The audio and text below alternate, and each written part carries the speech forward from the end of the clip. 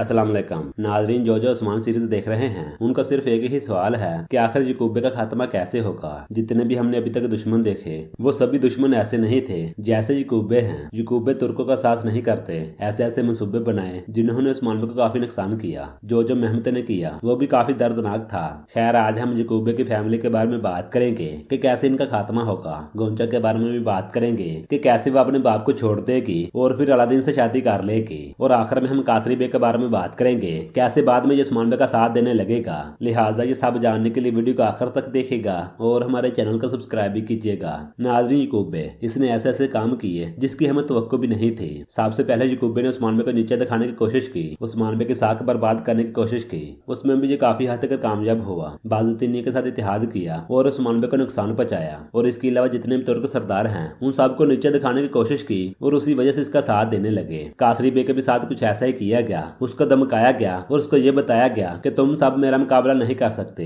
यही वजह थी कासरी बे ने याकूबे का साथ दिया। कासरी बे ये नहीं चाहते थे कि याकूबे के साथ उलझा जाए, क्योंकि याकूबे कासरी बे से ताकतवर थे और जितने भी दूसरे सरदार हैं उनसे भी ताकतवर थे। और जो इन सबसे कमजोर था वो उस्मान बे थे। उस्मान बे ने सीधा जवाब दिया कि मैं आपकी कभी भी बैत नहीं करूंगा। खैर, याकूबे का खात्मा कैसे होगा, कौन करवाएगा, ये तो हम आखिर में बताएंगे। लेकिन इससे पहले कासरी बे के बारे में बात करते हैं कि कासरी बे कैसे उस्मान बे का साथ देंगे। नाज़रीन, तारीख गवाह है कि कासरी बे भी उस्मान बे के साथ मिल गए थे, उस्मान बे का साथ देने लगे थे। फिलहाल तो कासरी बे याकूबे का साथ दे रहे हैं, लेकिन जैसे याकूबे के बारे में उसको पता चलेगा कि वो बेरहम है और काफी कुछ ऐसा कर रहा है जो कि तुर्कों को नुकसान दे रहा है, उसके बाद कासरी बे याकूबे का साथ नहीं देंगे बल्कि उस्मान बे का साथ देंगे। यही वजह होगी जिस वजह से गोंचा भी बदलेगी। जब गोंचा को भी इसके बारे में पता चलेगा कि याकूबे वो कुछ कर रहे हैं जो कि तुर्कों के बहुत खिलाफ है, यानी कि अपने भाइयों को ही कत्ल कर रहे हैं, उसके बाद वो उसका दिल बदल जाएगा और फिर वो अलादीन का साथ देने लगेगी। ऐसा कुछ हमें दिखाया जा सकता है, लेकिन ये सब अभी नहीं होगा, इसमें अभी टाइम लगेगा।